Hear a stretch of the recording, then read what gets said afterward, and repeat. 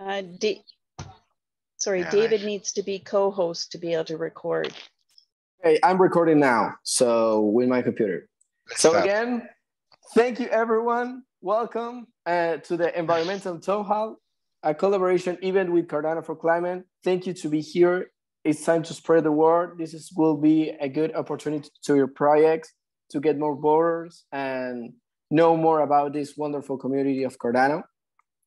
So, and now it's working. Okay, this is the mantra of Catalyst with a mix of some languages. So again, David, I will ask you. Sure. Benvenuti all'esperimento. French, please. Les choses prouvées. Perfect. Quebrar.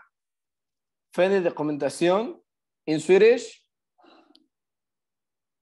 Skiljer sig mycket åt mellan olika iterationer. Disorient, overload, and inspire. And our goal is to provide a safety allowed environment for you to explore the highest potential de la colaboración humana. This is the European Cardano Community social media. These are our link tree, our contacts. Go look around. We have 2 months of live now, and what we do, what we build these 2 months with our team is outstanding. We have an installing space last week, so we have a great time. It's a good space to connect with everyone. So our shop of our merch is now available. This is our t-shirt. Now I have it here. With every purchase, we donate something to an NGO, and it's a way to support this community. So if you want to look around and if you like something, let's go buy it. So this is the Cardano for Client team. We have Joram today, who is going to tell us about the history, how this idea become real, and what is about this event, Joram. Yeah, perfect. Thank you for having me and us. And obviously we have also Melanie here and many friends, Christian and Nin and Magnus and many friends. I have just a question before. Anyone that doesn't know the story of Cardano for Climate, just to go out, I mean, how deep to go on the story? If there's anyone, Melanie doesn't know. Okay. No, I'm just saying, put your hand up if you don't know, and then yeah. But there you if go. you can provide a quick introduction, that would be great. Perfect. Perfect. So we will do. I will share some slides, and we will go a little bit through the story. And it's good that not everyone knows, because it's, you know, we are a growing community, and it's good to bring as many possible on board. So it's really a pleasure to be here and to present. And let me start with sharing my screen. It may be a curiosity why our image is a snail as well. I'm so glad that you have that, you know, because a snail eats things, right? It eats our lettuce in our garden. Well, that doesn't seem like a good image. It moves slow. It's thorough. It has a small house. The house is good enough for itself. And it's got this beautiful Fibonacci shape that expands. And that's why we've picked this image. Kind of fell into it, but it's worked for us. So there you go. Yeah. So yeah, that's important. And yeah, and good to have Melanie here with me to give the important stuff. I mean, we say how it's all started. So I think it's all started basically by Dor actually saying to everyone, don't be scared and just put your ideas out there. And Melanie last minute, just before Fund 5, right?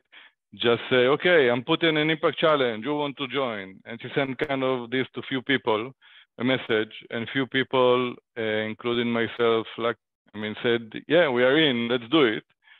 And basically, we did the climate change challenge, and it was not voted at Fund 5, and after that we said, okay, so what do we do? And you know, we were like 5-6 people, different places in the world, we don't know each other, And we said, what do you mean what we do? We continue. I mean, obviously, I mean, it was, I mean, nothing happened, what right? are you talking about? We don't quit. We don't yeah, quit. Of course. And basically in that moment, I think it was a magic moment where we became, you know, from, you know, people that, you know, just here doesn't know each other, we basically became kind of a team. And we started to meet on a weekly basis, and then became twice a week. And basically what, I mean, we think about it, why, I mean, also what brought us to Cardano, what brought me to Cardano, if I a little bit start with my story. So I have a business and technology background, entrepreneurship, managing technology companies, a lot on the hospitality industries. And 5 years ago, I said, okay, it's enough. And I kind of left everything and had the opportunity to join an NGO, quite a major one, working on agriculture supply chains. And from one side, with farmers on the ground in Indonesia and other places in Asia and in Africa. And at the other side, with around 100 multinationals. And basically the objective of why they brought me on board is how can I help to introduce business model to scale the impact. So, I mean, for me, it was fascinating. I find myself, you know, spending time with farmers in Indonesia, working on business models in rural Indonesia, and I just got hooked. And it's kind of, when you go into it, it's very tough to go out, to go back to normal life. And I was saying, okay, how can we scale impact? And I found, you know, some challenges within an NGO structure. And I was kind of starting to look into satellite technology and how can satellite technology can help to adapt it to the agriculture industry, and got a lot of experience there. It's a big topic that we can speak about. And about a year and a half ago, I started to look into blockchain, and this kind of was, this technology, of course, I mean, can bring transparency, traceability, trust, accessibility, verification, many areas. And kind of I started to spend a lot of time here. Got hooked, you know, if we go to cardano.org, this is what we see, making the world work better for all. And this is not just a phrase. I mean, everyone here on the Cardano ecosystem knows, I mean, it comes from Charles and then from the leadership and all the ecosystem of catalysts. You start meeting incredible people. And step by step, I find myself spending, you know, I don't know, 12, 13, 14 hours a day on this ecosystem. And yeah, and Cardano for Climate is a big part of that. That's kind of my story and why we are here. And again, we spoke, it all began from a challenge and grow into a community. And now we like to say that it's going into a collaboration, right? So it's not a community, it's actually how we cross collaborate and how we grow that, but that's really the story. And I want to share with you, if anyone missed this video, and anyway, it's nice to see this video 50 times, just the Impact Fest that happened last week. So a 2.5 minute video. You can hear? Yes, we can hear. Yeah. Not the video. Not the music. You need to share screen with video.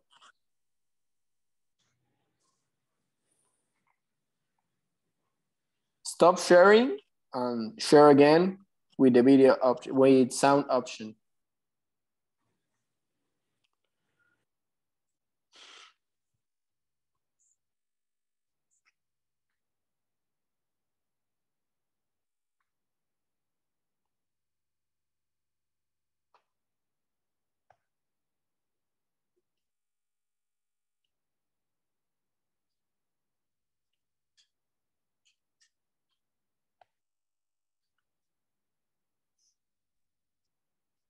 Do you want me to share it? Okay, you see my screen? You got it? Everyone, yeah, let's do it. Yep. Okay.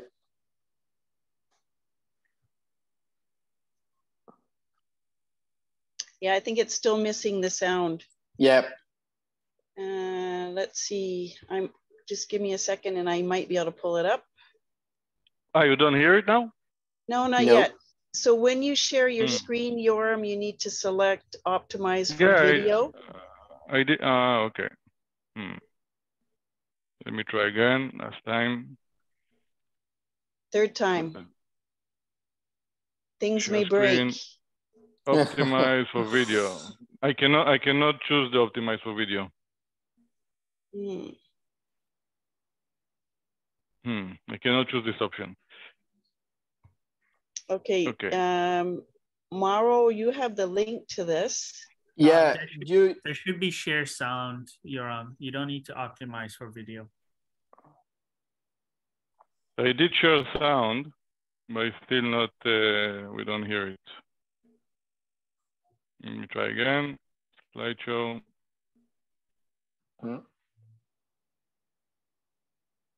Taking its time. Let's try again.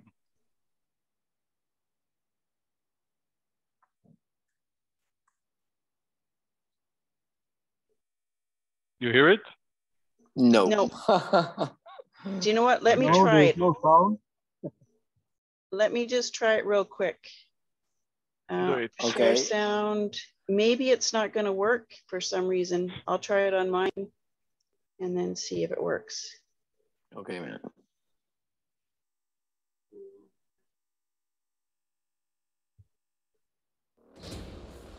Can you hear we it? can hear it. Yeah. It's good. We come here because of Cardano, the mission of making the world work better for all. We heard it in a different language, which is a heart language. What I do at IOG. So the main question is, so impact is actually associated with a theory of change. And just basically, we're here to make sure that we are giving everybody a voice. We love what Dr. Mihaela said and that quote from... So I think we represent Emergo Academy. All of you know about Emergo, so I think it's like Cardano Foundation's Emergo IOG. Basically I think it's about sharing, it's about collaboration, it's about being very proactive into open source. Konmo is stands for the Japanese word for kama, so it's like a continuation. So it's like what we are talking here. It is never a...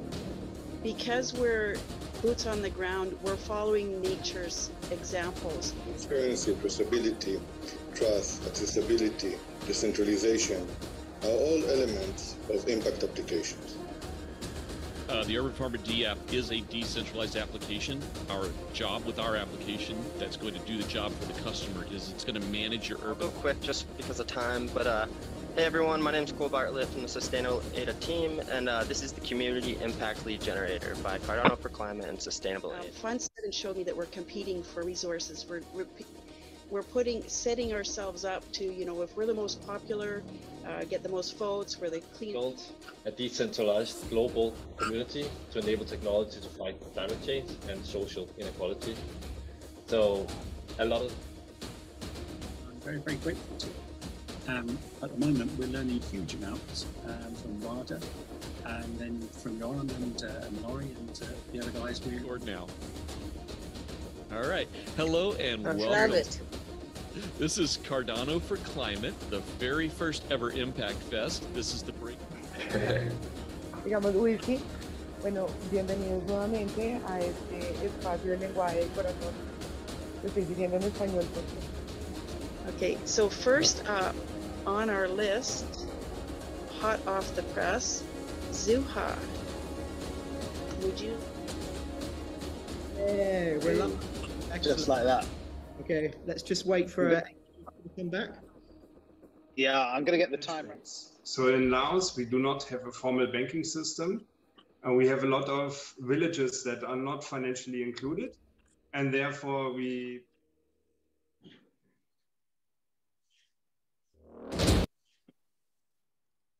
Yeah. Okay, perfect. Hope you guys... Thank you. And that's what we do. We're a team, right? Great. Yeah, I hope you managed to get the energy that was there, because that's, and you know, a few things came from that. First of all, collaboration. As you see, I mean, everyone just came together. Everyone, and I mean, not everyone. Still, there are many more to come. But it's kind of everything came together, and there was such a great energy there. And we broke the 100 Zoom limit in a few minutes, and then started live YouTube live by call and Google. So started parallel to that. And it was really great, and it's all about people and collaboration at the end, and it was really amazing energy. Let me share again my screen and share. You see my screen, right? It's loading. It's loading, perfect. Yeah. Up. Go to there. Yeah, I mean, all the great people and energy and discussion. I mean, it's really the, and projects, I mean, so many incredible projects presented there. It was a special energy. And this what actually led also this session. So after that, we said, okay, there's so much energy and and so many people more wanted to be part of it and connect. And we started basically to create mini impact, what we call Impact Fest. And each one is a little bit different because each one has his own community. And I mean, again, and there's no single way to do it. And here we are doing it. Thank you again for having us and being part of that. And here we are doing it in a way that was actually led by European Town Hall, which is great. But there's events happening all the time. And yesterday there was an incredible session and after Town Hall about DeFi and sustainability and really a lot of things happening together. And obviously it's not the only place. I mean, again, I see here Christian and many others. I mean, there's so many other things happening in the community and more we're able to collaborate, I believe, stronger we become as a community that really drive impact as an opportunity. The thing is, nobody owns this, right? We're all involved. Exactly. We're all part of Cardano for Climate. We're all doing our things in different places. So, you know, this is the important thing is that it's not coming from the top down, but from bottom up. I'm sorry I interrupted. No, it's perfect. And yeah, I love the, so I think, and the next step is really, I mean, I wanted to focus on is a little bit the challenges that we are approaching because, okay, there is the climate change challenge, which kind of is a symbol of a challenge we are putting every fund, although it's not getting selected, we feel it's important enough to put it there because it's open a discussion. I don't know if you know not the previous fund, but the fund before it was the challenge that was most voted down. I've got that covered in my presentation, Yoram. Save it for a mystery. Save it for a mystery. Okay. Coming up, more information. Coming up. Okay, but I think that was important. So that's open discussion. So it's important to have it there and have this discussion around this challenge.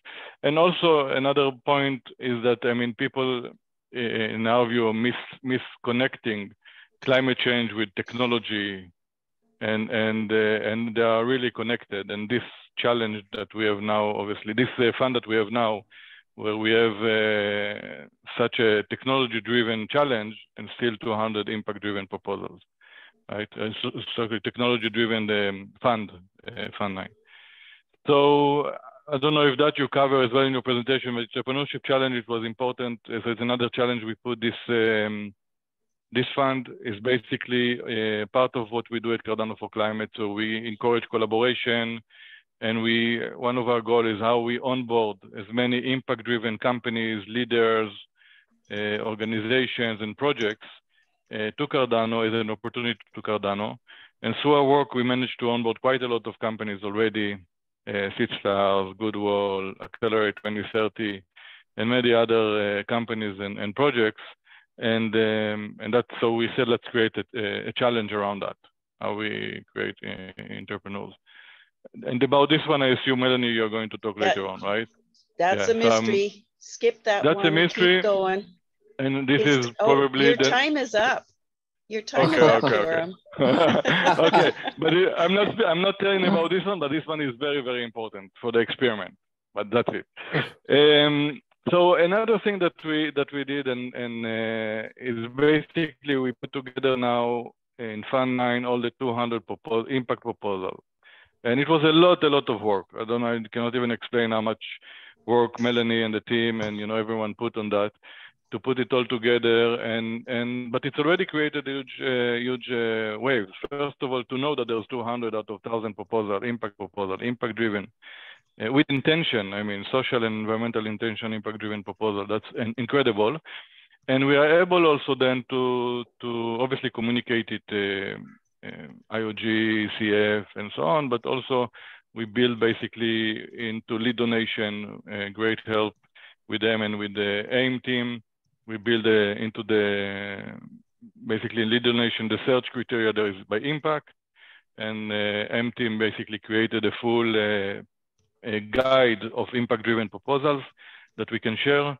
You can also create a name tool, pick list and so on, which is very important. But this is, the idea here is really how we facilitate to impact-driven voters to basically go and choose the impact-driven proposals and facilitate collaboration between the teams, which is very important.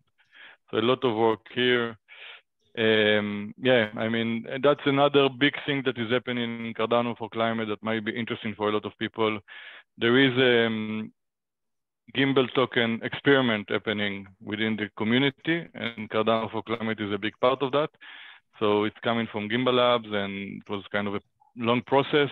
But basically, how can we use the Gimbal token to incentivize different things like participation or contribution? So it's ongoing experiment. Everyone is interested in that, is willing, can join us and learn more about that every Friday, 3 p.m. UTC. Thank you. Yoram, you want to say something more? Okay, I'm done with the time. Yeah, you're up. Finish. You Good. just pull him. It's been a while, but you're done for the time. Just good. So I'm done. I'm speaking too much. Okay, I didn't know. Okay. No worries at all. But we need to go to the other super guest, a good friend of mine, a good friend of the house, and he will host the next Super Cardano event here in Buenos Aires. He's a personal friend of mine, and we can say it here as a spoiler that the European Town Hall will be there. We will try to record something for our community, but he's my personal friend. I really appreciate him. So, Jose, this is your space. Present Ada Solar and the Buenos Aires Hackathon. Thank you so much, Mauro. What an amazing presentation. Well, as Mauro mentioned, my name is Jose Yadicico. I'm from Buenos Aires, Argentina. It's a pleasure to see here a lot of friends and meet in person, first time Melanie. I was amazed about what you said about the Fibonacci because I asked for the Fibonacci in our Ada Solar logo, but most of designers don't understand what I mean. the fingerprint of God in the logo, I wish to put it there, and all in nature has his fingerprint. And well, inspired by that, our conscious project, Ada Solar, was born. To understand a little bit about Ada Solar, first, we should mention where we come from. We started very early in Cardano. We started after seeing the video from Charles in 2017. Started spreading their vision in a lot of places, in non-governmental organizations, private companies, bringing free talks to everyone, and sharing his vision, sharing the Charles vision about how should look like a blockchain. It should be sustainable. We understood the first approach was proof of work, but we understood early that a new system should not use more resources than the old one. So after that, we was able to build the first physical pool in Latin America. It's called One#1. We decided to build it in bare metal instead of building in cloud, because we understood too that for a real decentralization, we need to have real servers distribute around the world. Because of that, we took that challenge that wasn't easy, because you need a very good infrastructure. And here in Latam, we lack of this kind of infrastructure. So that was a huge challenge, but we were able to do that. And indeed, we reached the third position between the more than 3,000 pools already existing in the world. So we're very proud of that. And this was our second contribution to the community. And well, after that, we had the honor to co-host here in Buenos Aires the Cardano Summit 2021. I invite you to, I will share with you, if Mauro can share the video link of the Cardano Summit 2021 in Buenos Aires. That was an amazing event. And this year we are organizing the first hackathon in Argentina to give consciousness about the Bluetooth development language, because it's not so popular between developers. So we are looking to spread this language between the community, the academic community. Because of that, we was able to sign an agreement with the National Technological University. So the next 3 and 4 of September, we will host this event. We bring Lars Brunges to Argentina, the Director of Education from IOG. So we expect people all around the world. This will be a party, and all of you are invited to participate. Well, this is part of our history. Now, time to talk about the news we are working on. This project is called Ada Solar. Basically, the idea behind Ada Solar is to make possible all the people around the world to participate in the clean energy generation. You can see it as a business. We don't see it just as a business, but it will be a business too. It will be sustainable, but it will be a possibility for investors to participate in this huge business, but in a conscious way. Why? Because today, if you want to generate solar energy in your home, for example, you will need the technical knowledge, the solar panels, the batteries, inverters, battery chargers,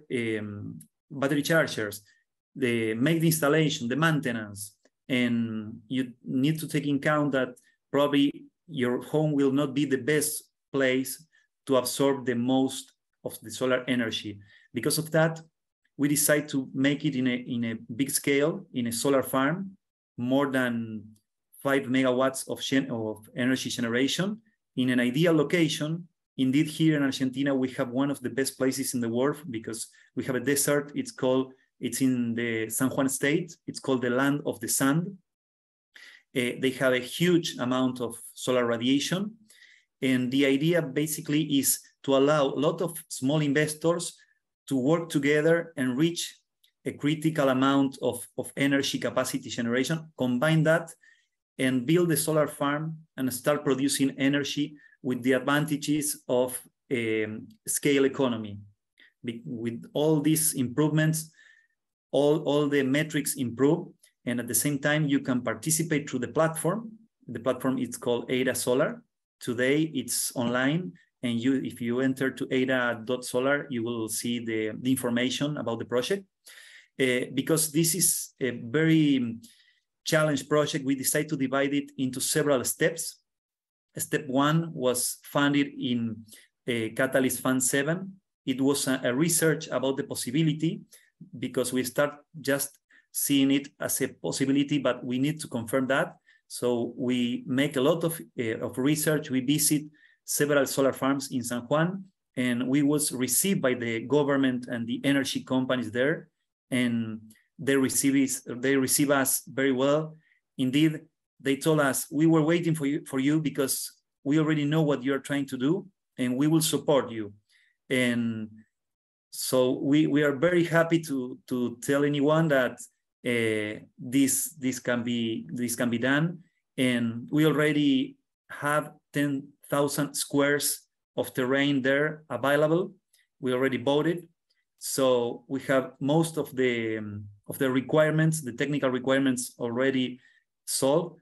And now it's time to faster and go into the second stage, that it's the building, the construction of the platform to allow investors to enter to be part of this of the first solar farm through Cardano in this region. But it will be only the first step, because our vision is to allow several solar farms in the world to be constructed this way, and not only big investors be able to construct solar farms. Anyone in the world could generate his own energy through this platform. So thank you, Jose. We are really excited to see what Ada Solar can build. I know you, and as a PA, I can see that your team has a good high score feasibility. We are really excited with the hackathon. The world is talking about that. Europe, the States, Africa, Latin America. So we as a community will try to be there and we'll record some stuff for our community. And thank you to have you. Thank you to organize this. We know that you are a struggle. We know that Innovation will be the sponsor. And we know that you are really, really hardworking on this event. So guys, thank you for everything what you are doing for Cardano. Thank you so much. Now we are going to talk about what so many people is here. And it's time for networking. So we need to set up some rules to respect all this. Each presenter will have 7 minutes to talk about their proposal, their idea, what they are building on Cardano. And we can have 5 minutes of question. If anyone has a question, we can have 5 minutes of a ping pong of questions. More than 10 projects sign up. So we are really proud that you are here. We are trying to reach more people outside Catalyst because, you know, Cardano is a huge ecosystem and Catalyst is only a little part of it. So today we hear projects in Catalyst and outside Catalyst that are part of Cardano ecosystem. So very excited about it. And the order of presentation will be, the phase 1 will be hosted by me. This project will be presented first. And then I let you that you can see it. Mina with Swair, Shin, Martin, Melanie Russo, and Lucas. We will have a 10 minutes of coffee break to discuss a little bit about what you want, about the news on Cardano, about the projects that present, if you have another question to anyone. And phase 2 will be hosted by Yoram. This will be the order of the proposal. And we will talk here in the main room, but Yoram will help with that. So most important thing, enjoy, don't get nervous. It's a wonderful opportunity to expose it, to meet new people, to get some contact. So please enjoy it and let's have some fun. So as I say, Ada add one first marketplace, Mina. Swair, are you here? Swair, are you here? Okay. Leadercorn mass adoption with Shin Lynch. Shin, I see you on Zoom. Hey guys, I'm here. How are you? I'm good, Mauro. How are you? Fine, thank you. So this space is for you. Use it as you want. And well, it's your opportunity to present. If you want to share a screen, you have permission. You have 7 minutes and 5 more questions. Hey guys, most of you know me already. My name's Sean. I'm from Ireland. I'm the founder of Open Letter Map and Lettercoin. We have a weekly meeting as well, a town hall or a community meetup, and it happens at this time. But we decided this week we'll join everyone here. So we have Fred and Ethan also on the call. They're some of our users. Maybe we have a map of the world's litter and plastic pollution. And what we're trying to do is to turn collecting this data and cleaning the planet into a game. So all around the world, about 1 or more billion people, they already have one of these. This is not just a phone. This is a data collection instrument. And we can use this to collect data about the world and make local observations about litter and dumping in your community. So I'll have a presentation, but just quickly to show you Open Letter Map. So all of the data for the whole world just works incredibly quickly. This took a few years of engineering. And when you keep the global map open, you have all of these live updates from people picking up litter and collecting data around the world. And you can click on any notification and zoom right to where that image was taken, see the image and see all of the tags associated with it as well. And as a user, you can also connect your social media profiles. And like getting upvoted on Reddit, it's a new and interesting way to promote who you are, what you believe in, let the world know this is how to connect with you. This is Peter. He was out today, you know, in this area, collecting this data and volunteering his time with the community, and not only picking up the litter, but collecting this data and sharing that with the world as well. So every student in the world has access to this. All of the code is open. All of the data is open. Every single pixel that you see here is entirely open source, and it's available for every university, every high school, any student who's interested, every government around the world, every company can all participate in collecting this data, using this data, and because it's open, they can work together. They can fork it and start a new project on whatever they want. So this is just some of the data that was uploaded today from the UK. We also have a user in Croatia. You just click that notification, keep the global map open, and you'll see in real time all of the litter that's getting picked up live around the world. So users are going up. We're growing at about 0.3 uploads per minute at the moment, and about 3 users per day.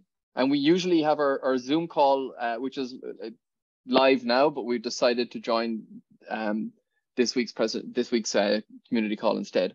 Let me just run through this presentation really fast now that I've introduced Open Litter Map.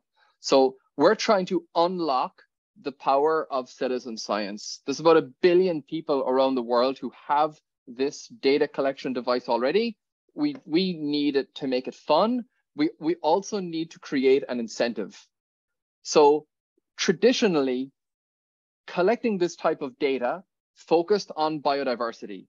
And this is a map of the hedgehog here in Ireland where I live, which was entirely crowdsourced by people volunteering their data and becoming a citizen scientist. But finding these species is very difficult, and being able to determine if it's male or female. If you don't have a PhD, it's close to impossible. What is much easier and has a lower barrier to entry is mapping litter and waste and plastic pollution. So we're trying to turn cleaning the planet into Pokemon Go. But instead of collecting these virtual creatures, we're going to bring people into reality, clean up the environment, and collect this valuable data to educate people. So if we clean up and we don't collect any data, we're going to have to keep cleaning up again and again. If picking up the litter is all we do, that is all we will ever do. And we need to make collecting this data fun and give it an incentive to stop the problem. So that's what we're doing. I got my first funding from Project Catalyst in Fund 4. And here, I don't have time to go into all of the updates right now. You can take a screenshot if you want, or I'll share the slide with you. But our global map works really well. All of the data loads instantly, and in just 30 megabytes, we can load all the global data and 33 kilobytes. And the app continues to get better every week. And during our weekly call, everyone votes on the future of the platform. Maybe in the future, we will have a DAO and people can vote on the blockchain. But for now, it's just easy to just call a vote because the community is still manageable. But in the future, we'd love to have improved governance. So as a reward for doing the work, we have LitterCoin. LitterCoin is the first token rewarded for collecting data about the environment or for doing citizen science. And we're engineering it so you can't spend this thing in Starbucks. You can't spend it in McDonald's. You can only spend it in the climate economy. It won't be listed on any exchanges. We're trying to turn this into a non-tradable token and restrict where you can use this token. I'm just trying to speed up now because of time, but our community is growing. We have a university in Canada who are funded by the Canadian government who are paying their students to use our app and collect this data. We've got Pike in Malawi who is doing huge work, not only picking this up, but now learning about citizen science and collecting this data and mapping the dump sites in their community. And they can now turn to their community with new tools and start educating people in new and fun and interesting ways. If you haven't seen this video, this was entirely paid for and generated by the Cardano community. 8-minute video with Raz and Peter and others. It's a fantastic video. You should check it out.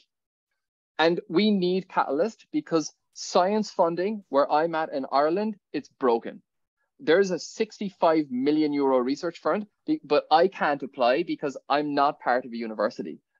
For me to join a university, I have to sign all of my intellectual property and give everything to the government, but I can't because Open Letter Map is open source. So it's incompatible with open science. So we need Project Catalyst to fix science. Science funding is broken. So I have 3 proposals for Fund 9. The main one is for Litercoin mass adoption. That will make the app work on the AI and make the data collection experience really fun. I have another one to create this new campaign for schools called Litter Week. So here in Ireland, we have Science Week, but it's just 1 week. 51 weeks are not Science Week. It's like Earth Day. It's 1 day in the whole year. And then 364 days are not Earth Day. But with Litter Week, you will take the Litter Week challenge any week that you want, and we will run it all year.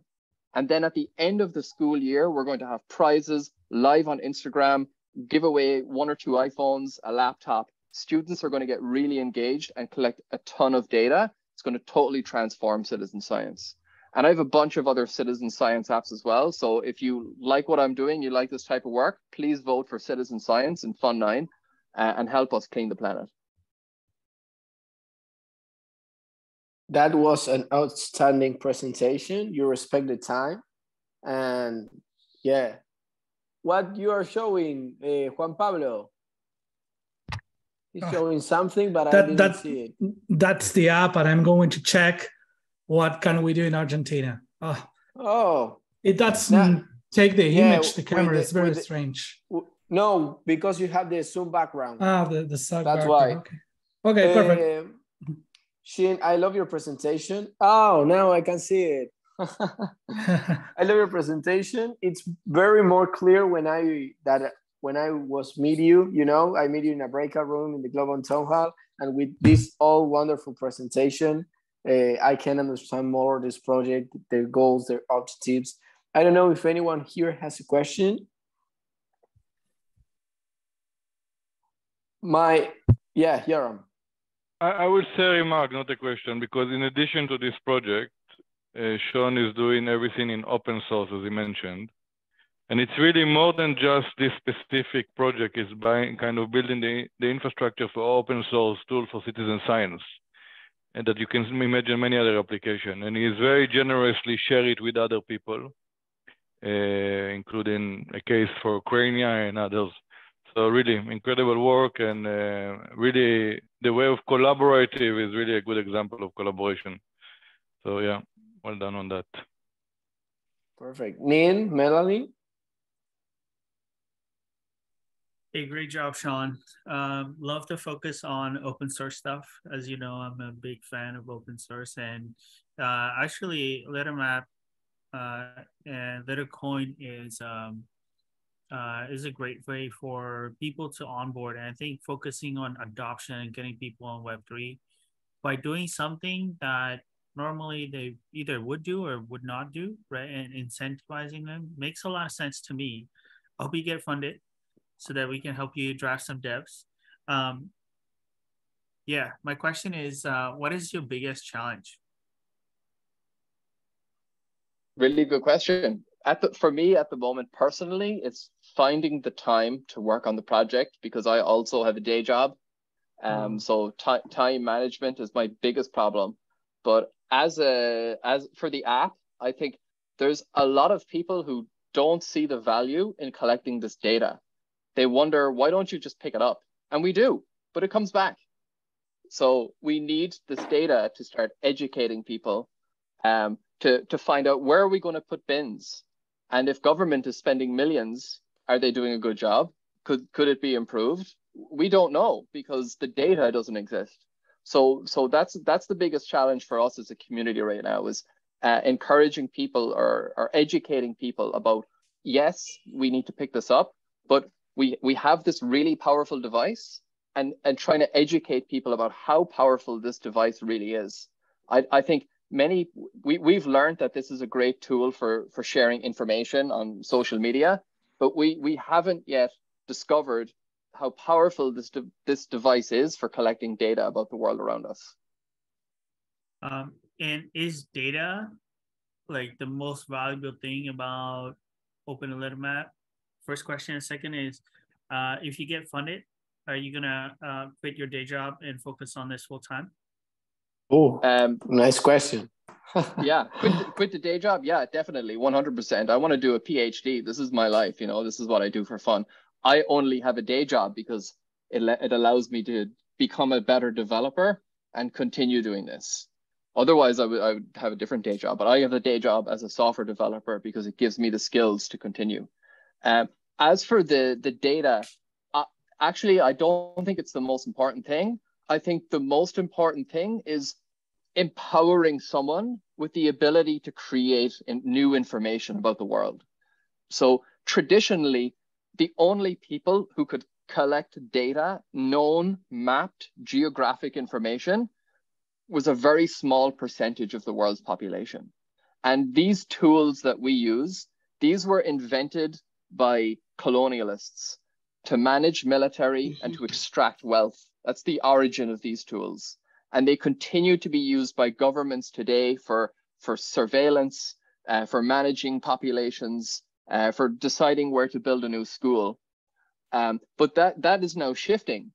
The government used to have a monopoly on the news and information, and social media changed that. And there was this huge awakening of global pollution. Now what we're witnessing is there's a couple of billion people around the world who have one of these, and they're just waiting for that key to be unlocked and for this explosion of public participation and knowledge generation to happen. So I think the most powerful thing we can do is empower someone with the ability to produce information. I think that's more powerful than the data that they will produce, strangely. But Fred is also in the chat. He's one of the litter pickers. Maybe Fred, you can talk about your experience for a minute, just with the collecting the data and what the data says. Yeah, I think I can. Well, welcome. Thank you for the opportunity. Yeah, I'm one of the litter pickers. I'm the litter picker in the Netherlands. One of the litter pickers and also well, member of the Open Litter Map community. I've been picking litter for a couple of years. I've used other tools which weren't satisfying enough for me. As Sean always says, well, that's because it's not open. Well, in a way, indeed, it's not open. So I was creating data and I could not use my own data in a way, or not in a way that I wanted to. So now I'm creating the same data in Open Litter Map. For me, that is the most important part. It is the data why I'm not just picking the litter, but also really recording it, taking pictures of all the data and creating, well, the valuable data, the metadata, as to speak, about this data. And I'm using it, other people are using it. Well, basically, that's for me the most important one. I want to be able to create data and use it, but more important, I want to be able to share it with other people and make a difference, especially in my own neighborhood, of course, but hopefully worldwide. Other people all around the world can use my data, which is, well, great. But even if they don't, I'm still using my own data and going to the municipality, like Sean said, even only to ask, put a bin just 50 meters to the left. The litter is always 50 meters on the left and not where the bin is. People are, well, throwing it away in a green park where there's no bin, or there are bins which is not being useful. So I'm exploring ways to use my data. That's basically it. I'm recording a lot of data, and now I'm seeing things happening, which I'm thinking about how can I use this? How can I make a change with this data, which is great. And Open Litter Map for me is the only way to do that. So that's it for me. And like I said, Sean is one of the developers, and he needs more time to develop because I have a lot of wishes on my wish list, and I need developers to do that because I'm not a developer. So I need I need other developers to do that for me in a way. Yeah, we have a question in the chat. Shane, you have a question in the chat of Melanie. Yeah. Sorry, I just wanted to make it really quick. I feel like a plant because I know Sean, I know Pike. Amazing work, period. How long have you been at this, Sean? Sure. So I started my research in 2008 as a first-year student in university. I was introduced to mapping tools, and I knew there was huge potential here to create visibility and work with local governments. I got my first funding 15 years later from Project Catalyst. So you've been at this for a little while, and I don't know if you covered it in your presentation. Are there other applications, say in the Ukraine, for this technology, this open source technology? There's a bunch. I run a few other projects. We're about to launch a new app actually this week, hopefully, which will collect data about buildings, about old derelict buildings that are falling down. There's a huge knowledge gap there. Governments don't want people collecting it because it can hold them accountable. We also, our Open Litter Map inspired the development of another project in Ukraine called Mine Free Ukraine. So they can just fork our code, change litter to landmines and war debris, and now empower people with the ability to collect data on anything. And back in Ireland, I've noticed in the last 1 or 2 years, there's a new type of spider. And nobody's talking about this. This is an invasive species. It's a false widow spider. And we have no idea how many there are, how it's affecting local populations. But all it takes is someone to fork litter and change it to spider and change litter coin to spider coin and start incentivizing people who like spiders to collect this data. So we're about to witness a paradigm shift in human potential, because science at the moment is only allowed to be done by the few, and we want to open it up to the many. Perfect. David, you can save your question for the breakout section, for the coffee break, because we are running out of time. Shin, I think that you found a key to people to help recycling and do this kind of stuff because they want to show what they're doing for the planet. So outstanding idea and project. So Martin, it's your turn. Martin Musagara. Martin, I see you that you speak in the chat and you are in Zoom. Can you talk? Great, thank you. You hear me? Yes, can you open your camera?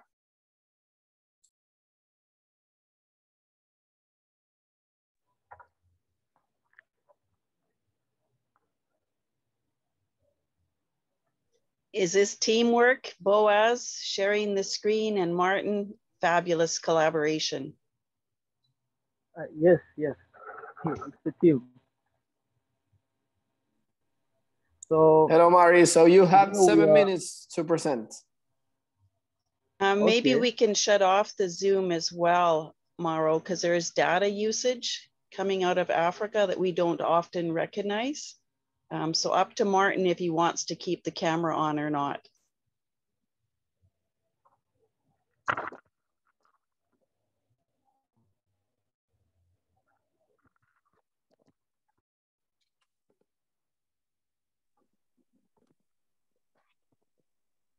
Martin, we can hear you right now.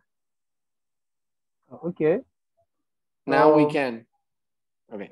Yeah, this is Martin from Goma Cardano Tech Pool. I am with one of my mates, Balume, the one who's sharing the screen. So, okay, I want first, before presenting this proposal, I want to talk about what we are doing as Goma Tech Pool with some activities in DRC about Cardano. Actually, we are a really new tech pool, and we are trying to join this Cardano world, this community, this environment, and we are doing our best. Actually, with the tech pool, we have been able to make nearly 2 blocks. So we are growing slow and slow, and we hope we are going to do more. So we actually have some projects that we are working on. They have been funded in Fund 8. We are working on them, and actually we have some proposals in Fund 9 and one of them we're going to present it. Actually, it's a Cardano NF3 for erosion control. So the project is about planting trees that will be helping to control erosion in some regions of DRC, and we will be allowing people around the world to buy NFTs that will be linked to trees, so that everyone who holds an NFT may be able to have important decisions on the tree and be following its evaluation, how the tree is going on, and help this. We hope this will be implemented if funded and if successfully voted on the blockchain. So actually, as the tech pool, we are working on some other projects, and we always come to have some difficulties with infrastructures, and others as language. English is not frequently spoken in Congo, and we are trying to onboard students to blockchain, to inform them about this world, about things that are being done here. But sometimes English becomes the barrier to some of them who want to join. So I don't have much to say. I hope we'll have several questions.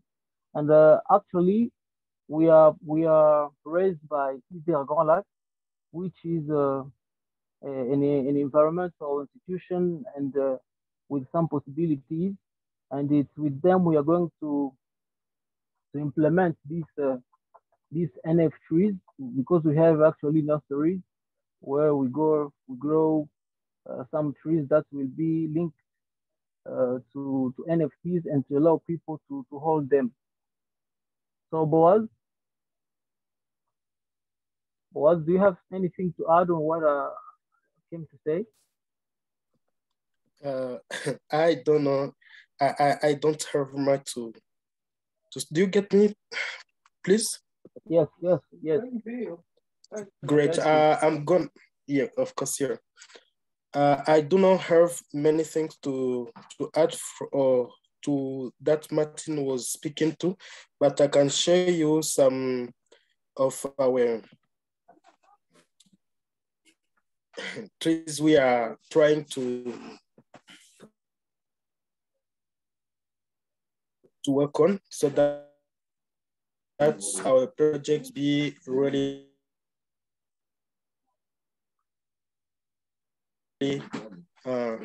ready. See these small trees? Anyone? Yes, my question is, I see the WADA and WADA ways of contact. Are you collaborating on something together, this project, or something like that? Yes, of course, yes. We are the result of WADA projects. WADA is our host, of course. Ah, okay, perfect. Okay, perfect. Jose, I see that you have a question. Yes, well, congratulations for the project. I love it. And I will ask if you already contact with Berry3, since I know they are working on reforestation. Indeed, they work with us in the Berry3 challenge last year with the Cardano forest. Indeed, we have some trees planted in Africa. So I don't know if you already talked with them and you're working together. No, we didn't notice that project. We don't know if they are based in Central Africa, because we are from DR Congo. DR Congo is one of countries in Central Africa. No, they didn't plant it in Congo yet, but maybe you can join forces and work together, since they are already working on it, and maybe you can join forces and reach further. Great. If you can share us the link, the contact in the chat, it can be very good. Of course, my friend, and thank you so much about what you're doing. It's amazing. Thank you. Thank you. Great. Thank you. Thank you. Awesome. That's the main function of this space, main networking. So thank you, Jose, for you to present it. And I hope that you keep in touch and see what we can do together, you can do with this wonderful team. So Melanie, it's your turn. You're going to present the Cardano for Climate ideas. I am. Thank you, Boaz and Martin, for working with the technology and the Zoom and all that stuff. It's not always easy, you know, where you're coming from. And Goma, Wada, all you have to do is connect with them. I saw that you guys were in operation since 2020, this group. So let's see if I can just get my screen. I'm gonna just try and figure something out here. And back to basic. Let's see. I'm going to just go with this because I need to actually see what's coming ahead.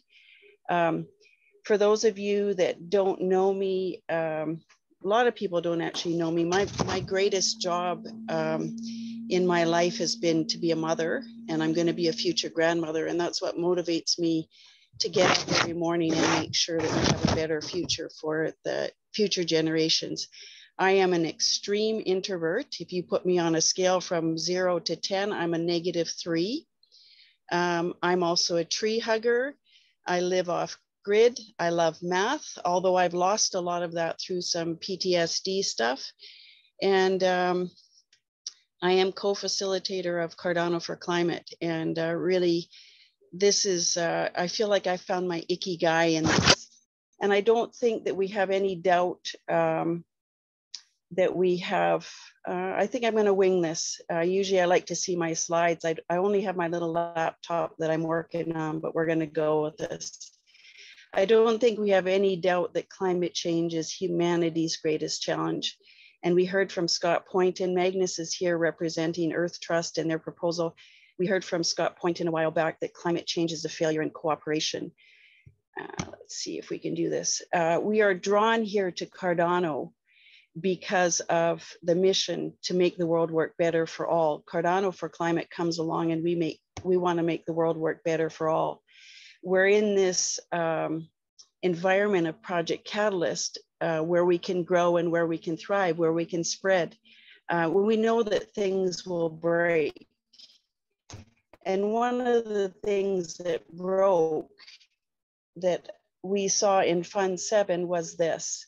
And it hurt. It was painful to see that our challenge, even though it was highly rated, was actually downvoted in Project Catalyst. And there's been some retractions on this, but we know we're in this thing, and we know that we live in this broken system, not only in the systems that we live in, but also in our environment. So also in Project Catalyst, we know that our goal is to provide a safe and lively environment for you to explore the highest in potential of human collaboration. So what do we do with this goal? Do we just throw away Project Catalyst because of a failure? No, we keep going and we turn this broken system into something regenerative, something better than we had before.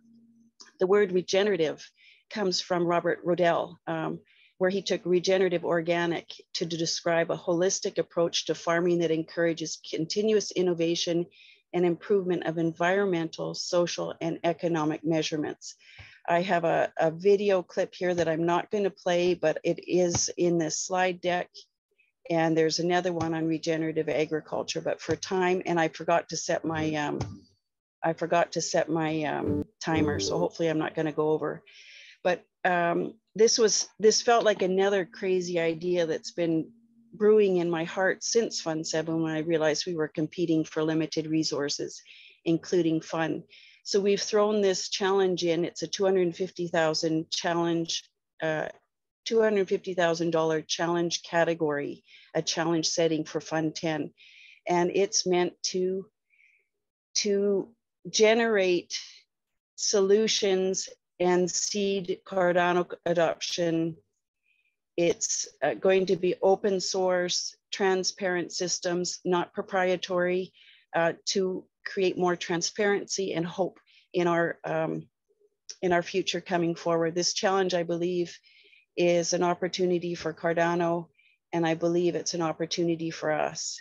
It's going to be huge, it's going to be hard, but like regeneration, it is a direction of travel, not an absolute. And I look forward to working with people within Cardano to define our possible and change our world.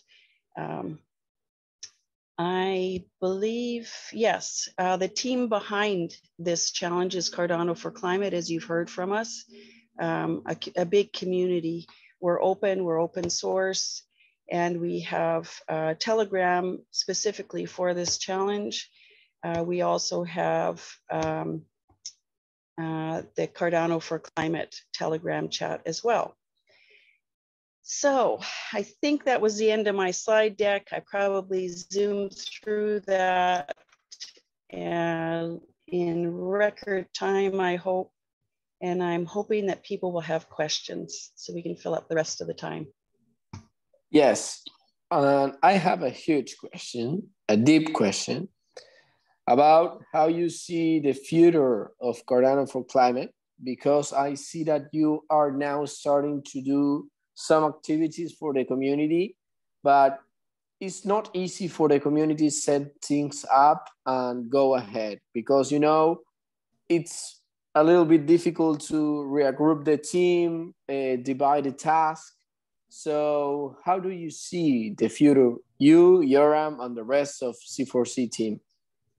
So one thing I find, I think Simon asked me that. He says, how do you get people on board and to do things? And it's like, the big thing for me is to find people that want to do something that they love to do. And if they love to do it, they go with it. We could have the option of turning into a corporation or an NGO, but I think for this time being, we're going to stay open, not necessarily a DAO. We're entering year 2. As of August 27th, in a couple of days, we will officially be 1 year old as a community. And where we go from here, we'll see. Well, I don't know. We're getting new proposals, new people coming on board with these amazing projects. And like I was saying to Yoram today, a project comes with a story and a reason why it should be a proposal. There might be government issues, there may be top-down control, anything. And then I would like to see Cardano for Climate come along and we take this story and we offer it to our community and say, how do we do this on Cardano? Instead of creating the structure in the box that says this is the way you should do it.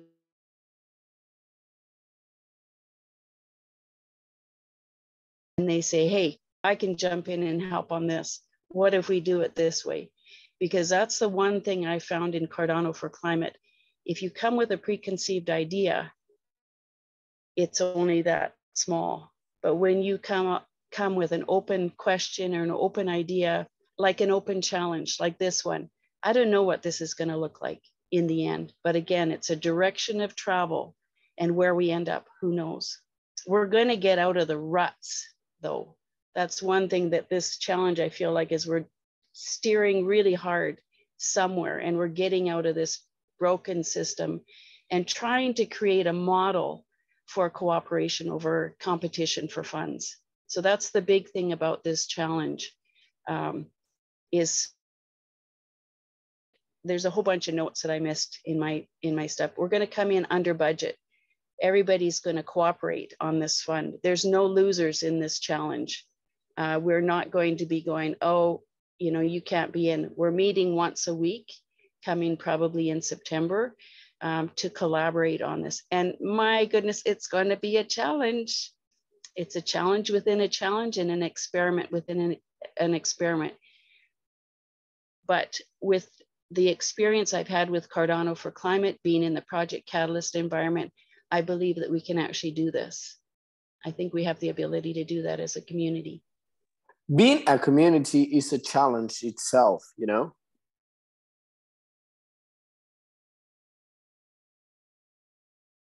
You see how it works. So that's the rough part of everything, because talking about community is very easy. It's very wonderful. It's very lovely. But the real work behind that community is the rough part. And not everyone that see that. So it's very important to I grew up with this thought that the heart is deceptive above all else, and that we're not supposed to follow our heart, you know, that we need to use our logic. And what I find in communities, when we lead with our logic or our ego, our agenda, and forget about our heart, this is where we have problems. And I find that in this community, most of us are following our hearts, and we're being led by our heart to do what we actually love to do. And I hope we can see this shift, that we can put our egos aside and work towards a bigger community good. How we do it, still don't know. Sean, did you have a comment or a question? I have a couple of questions, but I wonder. Please be quick. I saw Pike join the chat. I'm wondering, could we give Pike the floor for a minute, because he has a proposal, and if he's still online, he could say hi. But I think he might have just gotten dropped off. Yes, I talked with Mike in Twitter account, so we can give him a minute in the coffee break. What do you think, Shane and Pike? Outstanding. Perfect. So we be respectful with the order. And now we are going to have Lucas from Renew Pool, who is talking about his project. Hello, Lucas. How are you? Hello.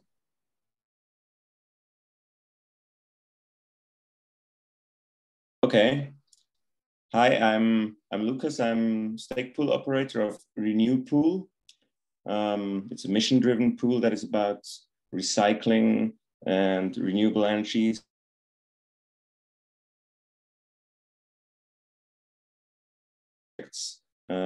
By the pool fees of the Cardano pool. It's also a bare metal pool here in Switzerland. And I'm going to present you in some minutes a project that I'm supporting, and I'm also working in this project myself.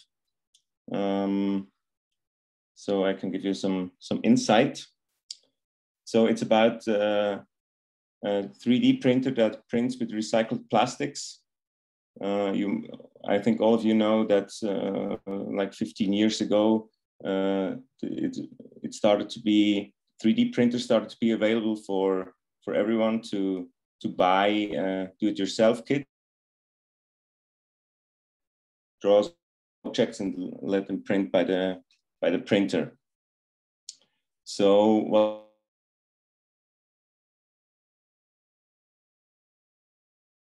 and the other thing is, because there are some particles in this material, it's not so easy to build these precise objects, because the small nozzle of a regular 3D printer would jam very fast. So we thought, okay, we'll use a very big printer that can print large objects.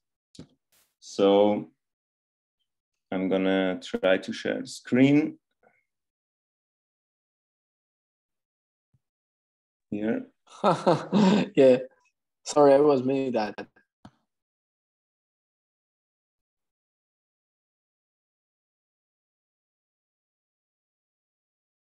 Okay, can you see this? Yes. Yeah, we can. So I'm just showing you a few images of this movie. So basically, we thought, okay, we're gonna to make our own software, because we didn't find it on the internet to download. So we made a software to load objects, and basically it's like a firmware on this big machine to load a geometry that was drawn in CAD in a design program, and that sends commands to an industrial robot that can, basically it's like an arm.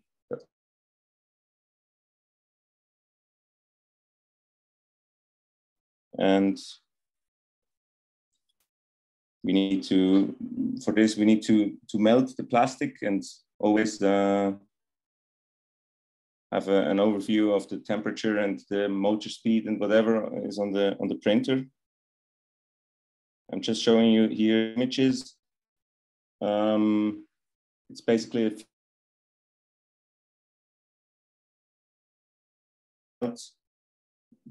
recycled plastic, and then we add some pressure to it and send it through a nozzle, and then we can build an object. And the easiest thing is building like a vase, because you can print on the plastic that you have already printed on the ground. And for this, as I said, we use recycled material. We can basically existing objects ourselves, for example, ABS plastic, and then directly use this shredded plastic in the printer to print new stuff. That's about all I wanted to show here in this, from this sharing. So further stuff you can see on our website. I'm going to post the link. There's also a video. I think it doesn't make sense if I show you that one in the screen sharing, but I'm going to post the link in the chat. And what are the next steps of this project? You are looking to meet new people to help you. You are trying to see how you can collaborate with your own pool. What are the next steps for you here? Basically, the stake pool helps funding of this project, which is kind of a spare time project of me and some other guys. And now that we built this printer and we can print objects, we thought about applications for it, and we started the first applications to print lampshades. And in this video on our website, you can see actually a first application.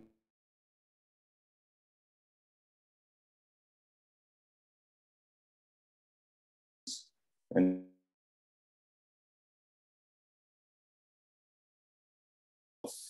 of objects that can be printed. And did you know Cardano Project Catalyst, or this is the first approach? We didn't submit the Project Catalyst application. So now you know that this is this tool, and that's why this is this space. So if you need the help of any of us, of C4C, European Town Hall, of a lot of members here in the community, Nin, we can give you mentoring, help, and that's the idea, you know? That's what the communities in Cardano must see, that Catalyst is a little part of Cardano, and we need to bring more people here. And Lucas, if you need some help, you can look how it works, and you can get some funds to do this project, you know? This is a life-changing thing. The idea is to help projects like you that are working on Cardano, that are passionate about Cardano. So that's the initiative, that's the main idea, and that's why I told you if you can present today, because I want that these people here in this room can meet you and know your story and know your project and know your team and your social media. So thank you to be here. Thank you for your presentation. I don't know if anyone has another question, but now you have the contacts. Join to all the Discord servers that I asked David to send it the European. Melanie, please send the C4C. Juan Pablo, please send the innovation one. Nin, please send your contacts, and we can help you if you need something. That's why exists a community. That's why we are here, So thank you so much. And now we are, sorry, yeah, Mauro, I just wanted to say, you know, you didn't share the image on your video on your website, but please go to that because it's absolutely fascinating. It would have actually been quite a great part of this presentation to see what that machine can actually do. Maybe I can share it for just 1 minute. Who doesn't? Sure, let's do it. Who doesn't go to the website? We're actually printing lampshades. The project that we're now doing with this printer is we're printing big lampshades from 100% recycled plastics, and we're already in talk with some lamp manufacturers that would maybe use our technology to make a product. But this is part of the networking now.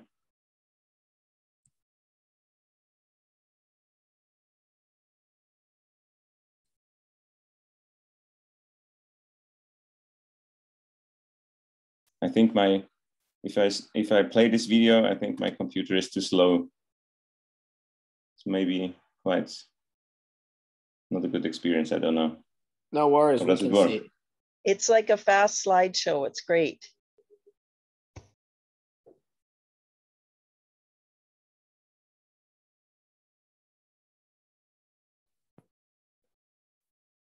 Yeah, cool to see. Thank you. Amazing. Incredible. Outstanding. So, well, Lucas, I hope that you meet great people. I hope that the people can know more about you. You will find some help if you want to send a proposal, if you want to get some funds to develop this project, if you want to earn more delegators in your pool. Thank you for your presentation. Now we are going to have the little coffee break. So discuss about whatever what you want, or take a minute to turn off your camera and drink a glass of water. But how is this week, guys? A lot of things happen with Basil update, update. So yeah, coffee. And well, I know that we have a lot of work this week. So how are you? What you did? I booked my flights to Switzerland to the summit in November. As soon as I saw it, I was like, I'm going there. So flights and accommodation are booked. There's still a few cheap-ish Airbnbs around the tech summit in Lausanne. And you're based in Switzerland, right? Yeah, I'm 45 minutes from the event. So yeah, it'll be great to see you, and we'll try to organize some impact events around that. Definitely, we need to do it, and maybe the European Town Hall can be part of that. But yeah, I think it's a huge opportunity. Yeah, we are looking to send some people of our team. You know that this project born 2 months ago only, so we don't have any budget. But we want to send some people of our team to go to meet Sheen, to meet Yoram, to make some networking. And I think I've been in Carlos for a while, you know, that sometimes a politician campaign. And assist to this event, it's very important because you can meet new PAs, meet voters, meet people to connect with. So I'm always encourage people to attend to presential events such as the hackathon at a Solar with Jose. We want to go to Rare Room in Denver, United States. It's one of our goals. We are looking if community can support us in the next week to make that trip. And we want to go to Cardano Summit to meet all of you and all of our community. Yeah, that would be amazing indeed. Yeah. David, you are really close. He's in Italy, so. yeah, that would be really great. And it's not easy for me now because it's very busy between normal work, normal job, and the Catalyst proposal and everything around it. So we will try our best. Indeed. We will try our best to go. Ricardo, the founder of this initiative, will try to go. So we will try to go. For me, I'm only going to try to go to Revlo, but if we get some funds of the community and with our own money, we can get it and meet all this community. So yeah, I think that that decision was really a great one. So if you want to talk more about something, or we can go ahead with the next presentation. Yoram, it's your turn to present. Yeah, I heard somebody has free tickets for Rare Blue. Free tickets? I heard someone has free tickets for Rare Blue. Oh, who is it? No, thank you, Nin. But the Rare Bloom team decides to gift 3 tickets to the European Town Hall. We need to set up some things, but we are looking with all the communities of Catalyst. I think that Alex will talk to you in the next week. With all the communities, go together and see what we can do all together as a side event or something like that. Will be a huge thing. But we are looking. We are seeing what we can do. But thank you, Nin. And if Rebum say no, we will ask you to you. Thank you so much. So, Fred, you want to say something, or we can? Okay. So, Yoram, it's your turn to host. Some change in the schedule. Daniel, Samson, and Christian couldn't present. So we are going to start with Air Trust, Magnus, and Scott. Okay? Perfect. So what do I need? I mean, they can present directly, or you? What? I mean, what do you want? How do you want me to help here? How? Oh, how you like it? So Okay. Magnus and Scott, are you here? So Yes, Magnus is here. So Magnus is here. Yeah. Magnus is here. And okay. Scott really wanted to be here, but his dog suddenly got ill, and he's at some dog hospital or vet something. So he really apologizes. He really wanted to come. So I guess that's so. No problem. How many presenter we are finally if Daniel is not coming? So we are 4 presenter, Mauro? 4 people. Yes, Magnus, Christian, and Nin. Okay, so 3. So what do you say that we keep the same format that we did, like 7 minutes each one of them, and then they go into Q&A a few more minutes. So we keep the same format. That Perfect. You hosted the space. It's your decision. Let's do it. I mean, all of them, I mean, I know very well, and they're all amazing. So really looking forward. We'll actually have extra. So Magnus, go for it. Thank you. Thank you so much. Please. Yes. Thank you. Maybe maybe I said just one word about Magnus. So we met actually in Indonesia with farmers, and we worked together a few years ago. So I'm really excited to work for a huge blockchain company called Redshift, and we spend a lot of time with farmers in Indonesia trying to see what they like, and yeah, so it's incredible to see how we still collaborating. Please, Magnus. Exactly. So we met 3 years ago. I think it was 3 years ago, actually, when Scott was working with the foundation that Scott started a long time ago had turned into another NGO. Yoram was working there. I met Yoram working on this specific project we wanted to do when I was heading up like an kind of an innovation department in that company.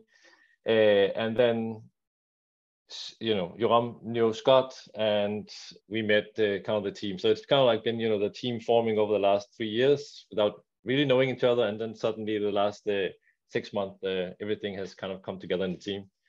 But yeah, so it's a new project. I don't have a lot of light here, so I've just turned off my screen like really much so I can actually see something here. But yeah, like we have like a big vision. We want to build this global decentralized community to enable biotechnology to fight climate change and social inequality.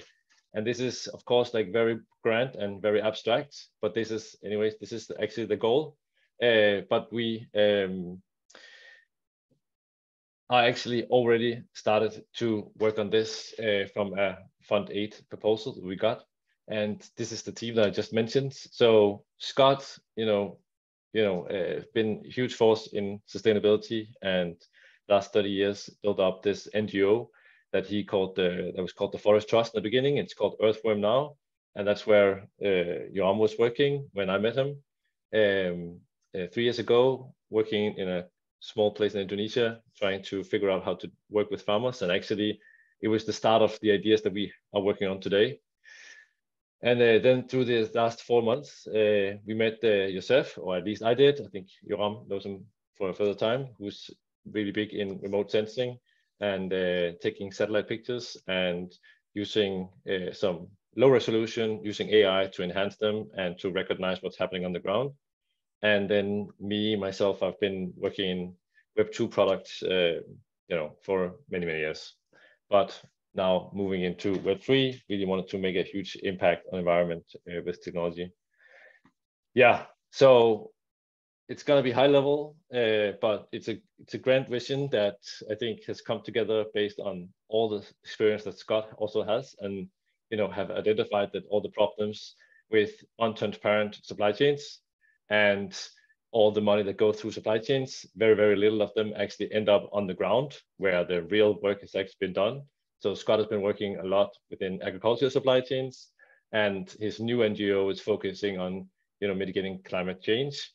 And there's really simply put, like there's no transparency in these chains, which means that you don't know where money is going, and that has a huge impact. So what we really want to do is we want to connect kind of like end consumers, corporations or sourcing agricultural goods throughout the supply chain to actually be connected to on the ground. So connect the ground with the consumers and the companies directly through technology. So we want to create this by and then turning a model around and actually putting more money on the ground to have a huge impact on regenerative kind of agriculture, on stopping deforestation.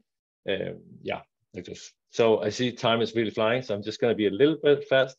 So we want to build this community on the ground, validating what's happening. So we identified this verification on the ground and having somebody trust the structure on the ground, that I can actually verify what's happening. I can actually prove data and also funneling money from kind of like the customer and the consumer all the way down to the ground, kind of like short circuiting kind of the supply chain by connecting the ground with the consumer. So the big vision is here to have a multi-layer verification model on the ground, so we can create trust on the ground and funnel money to the ground for the impact all the way from the customer and the consumer.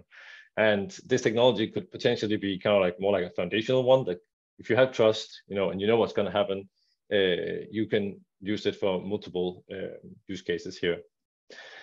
So Scott is already working right now, and this is where we are doing the first project that we got funded in Fund 8. So working within a region called Tamale in Ghana to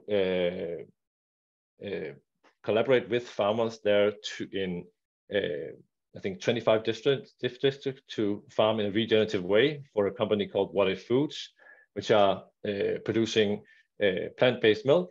And so Scott is there, and what Scott is really, really good at is, starting from nothing, collaborating with local people to figure out a way to farm in a sustainable way. So he's building up this infrastructure, just human and piece of paper. So this is where we're collaborating with them to build technology that can actually scale. I'm not going to go into this, but this is where Scott is going to talk all about the vision, kind of like the way he works. He has a very special model to kind of like build on trust, on values, to create this transparency model. He's written a book as well. It's really awesome to read. So this is our Fund 8 proposals. We've got 2. This is what we're trying to do now. We're building the first prototype where we have a validator on the ground, working with farmers, collaborating with farmers, documenting all the work that's happening right now. And this is going to go in and be, it's good. So we're building this first version app, and this is some of the stuff that has been documented already. Then the next step is that we want to, besides collecting data on the ground, we also would like to have a verification of the data that has been then collected through like an online community. So this is, you could kind of say like a decentralized NGO. We want to create like a community of people from all over the world to come together to look at all the reports that come from the ground and validate what's actually happened, and also to make like an open source verification of carbon removal to create carbon credits.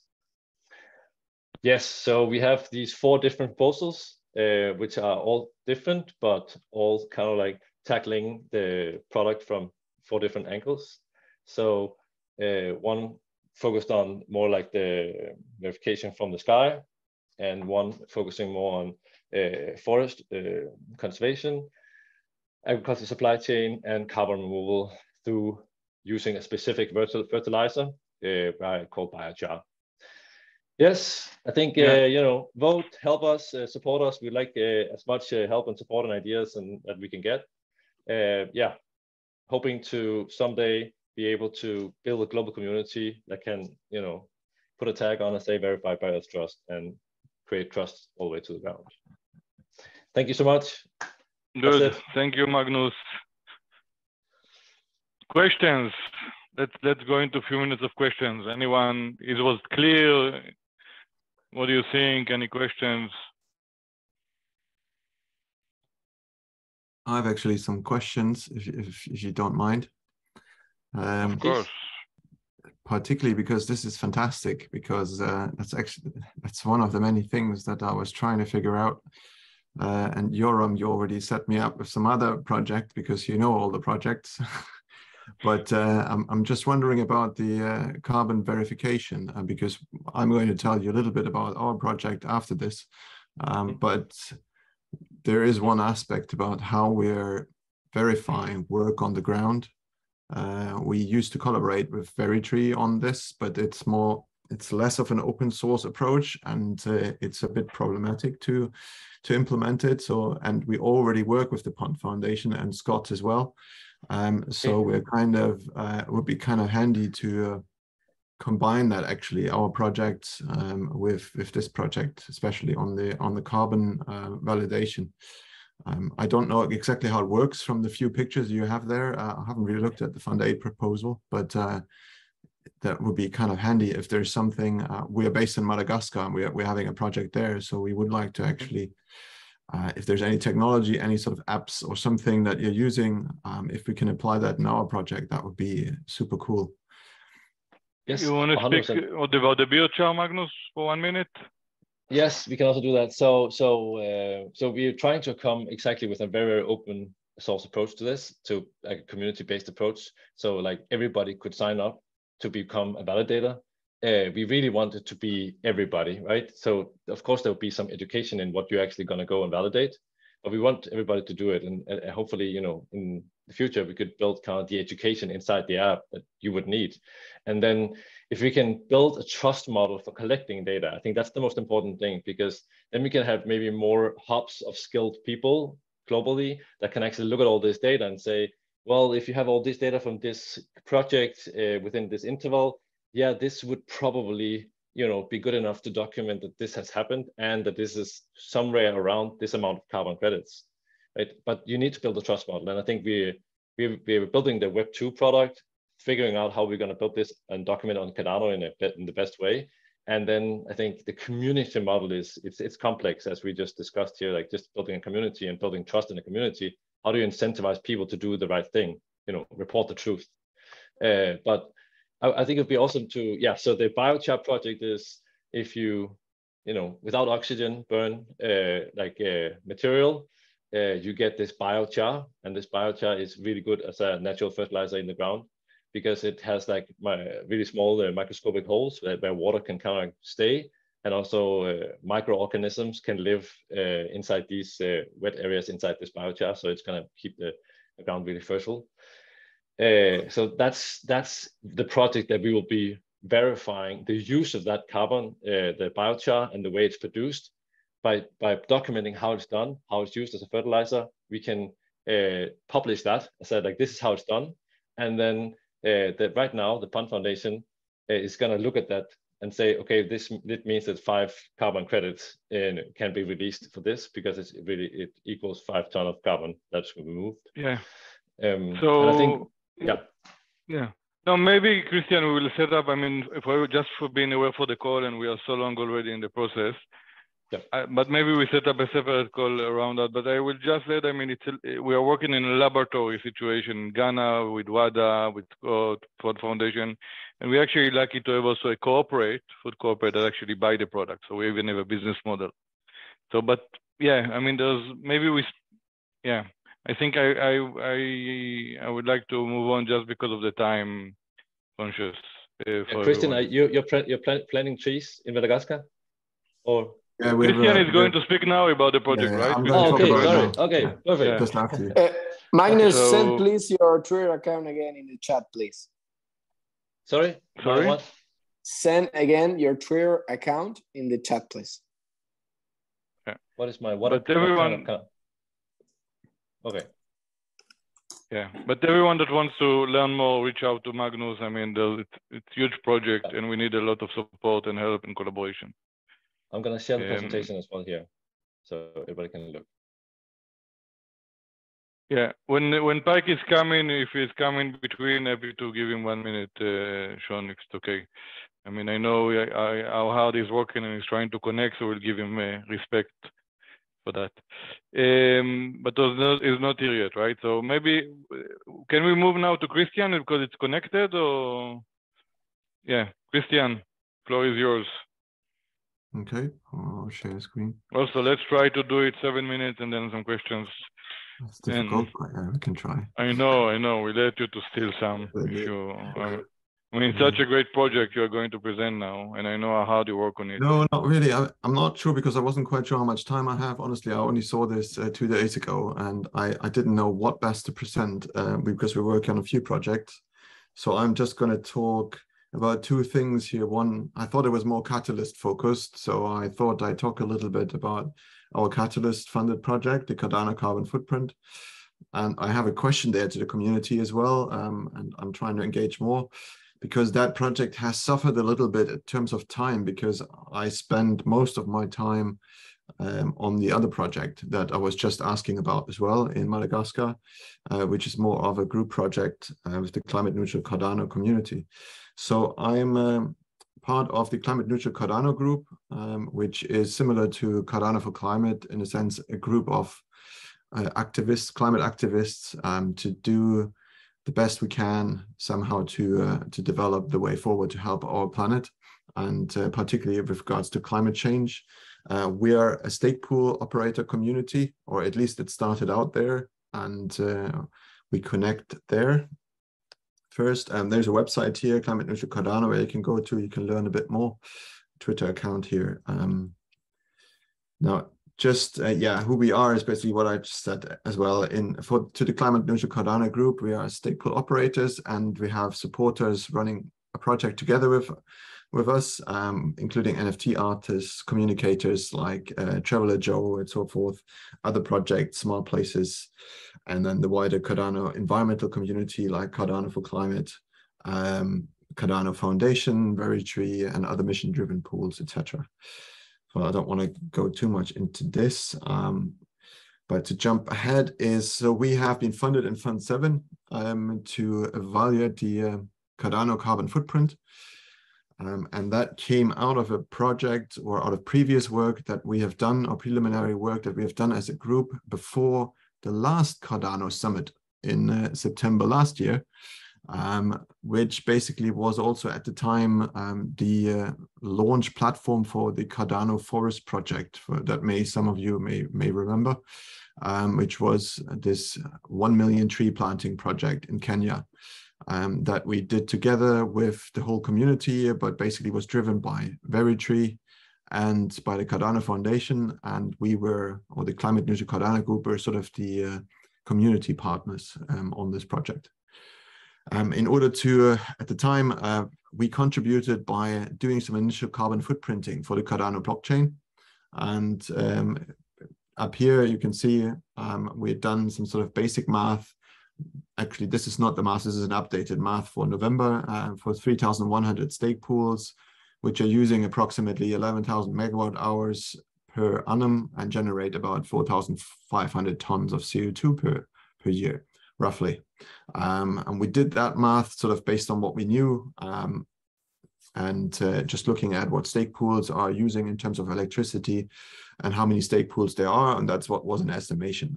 But clear to us was that was always only going to be a partial carbon footprint, because we only considered stake pool server electricity, and we didn't quite know what the real Cardano carbon footprint was. It just gave us an indication. And based on these tonnages, we kind of said, okay, we needed, at the time at the Cardano Summit, we said we needed something like more than 200,000 trees to offset the electricity emissions of the stake pool community. And that was sort of a little bit of an indicator for the 1 million tree challenge of the whole project. But again, because it's a partial project, we thought we needed a better project. We needed to do some more research. And just in terms of tonnages of CO2, for example, just to give you an idea, we're talking about 4,500 tons for Cardano. To give you an idea of CO2 emissions, in Australia, as a person, your annual CO2 emissions are approximately 15 tons. In Germany, about 7.5 tons. In the UK, 4.5 tons. But then in Ethiopia, for example, a person's carbon footprint is about 0.13 tons. And there's a couple of activities here that we wanted to pinpoint. And there's also another comparison here in terms of electricity consumption. How does Cardano compare to Bitcoin, for example? And people have heard of that. I've done a bit of math on that just to compare and put some perspective to things. Bitcoin uses approximately 115 terawatt hours of energy per year, which is literally about 0.5% of total world electricity consumption. And Cardano uses approximately 11,000 times less than that. And I like to just put that number out there because, Melanie always likes it as well, is like if you have one transaction done on Bitcoin, you could, for the same amount of electricity you're using there, you would have to boil a kettle, a 3 kilowatt kettle for 23 days for the same amount of electricity. And if you use Cardano for one transaction, you would have to boil a kettle for about 3.5 minutes. Just a bit of perspectives here.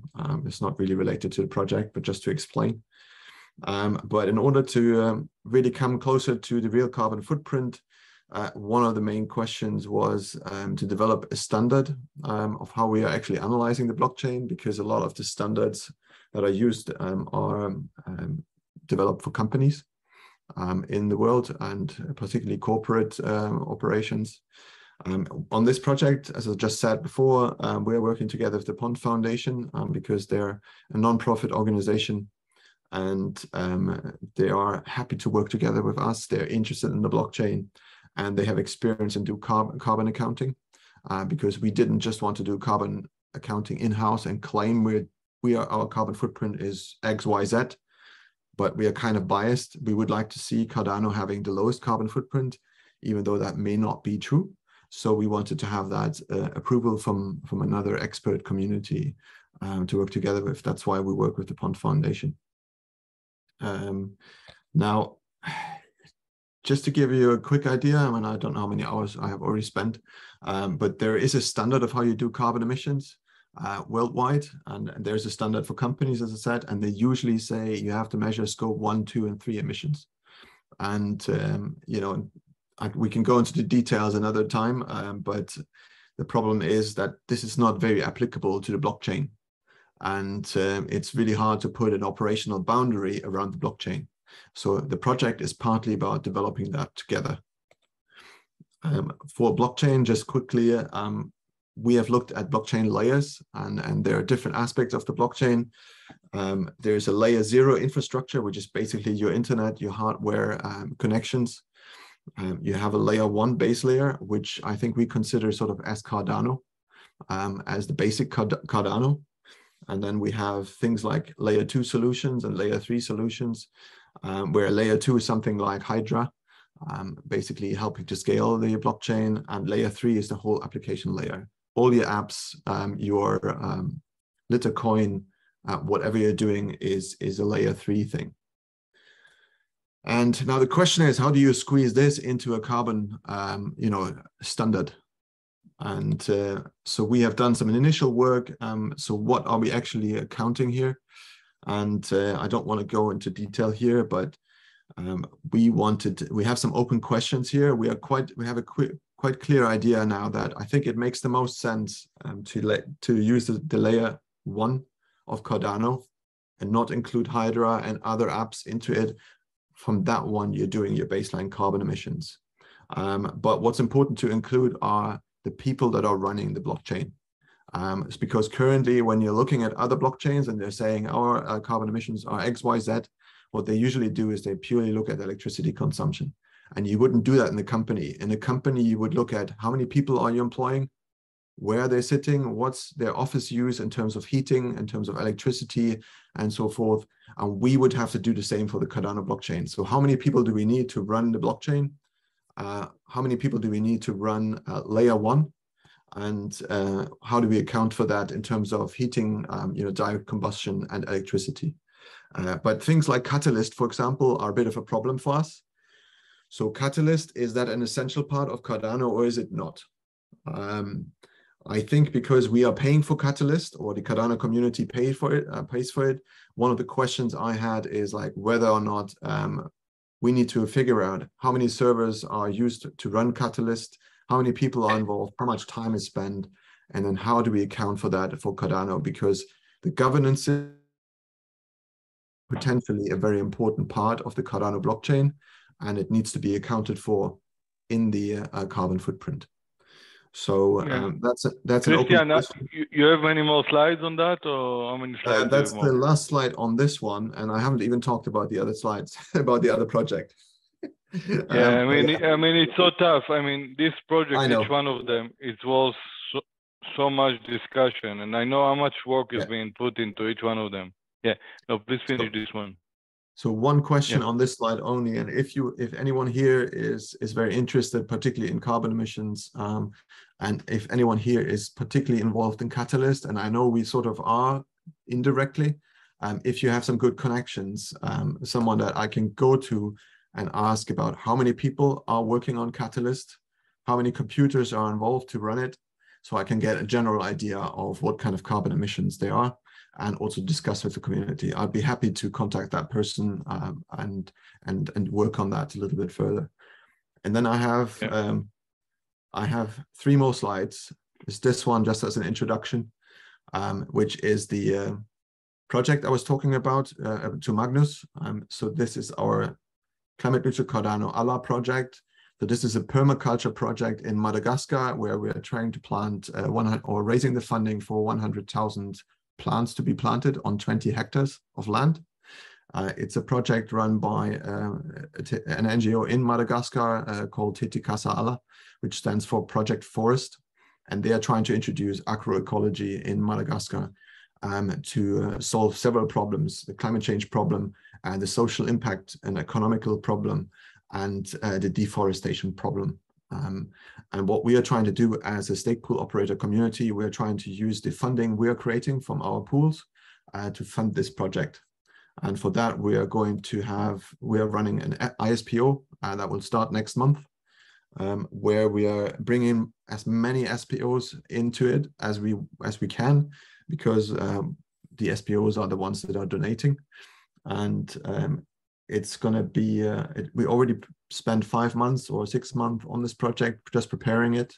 And the goal is to raise $300,000 to plant 100,000 plants on 20 hectares of land, which helps that NGO to expand their reach. And it will be several hundred local farmers involved. We have an early goal for a smaller site, depending on how much money we can raise. There are currently 20 pools involved who are already donating, and we have already donated 16,000 ADA. And we will create our own token that will go to the delegators that are helping on this project, that are joining the pools. And this token will then be rewarded with NFT art, where we have 4 NFT artists involved in the project that are donating their work. And we have multiple other Catalyst projects and community members that are also helping on the project. So it's a big mumbo jumbo, if you like, all coming together to help and reach the goals. And yeah, that's really the last slide. So if someone is interested, they can check it out on the climate-neutral-Cardano.org website. There's a project summary. We're currently writing a white paper on this project.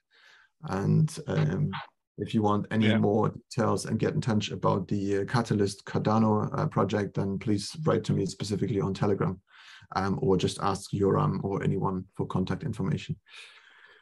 Okay, Chris, thank you for your presentation.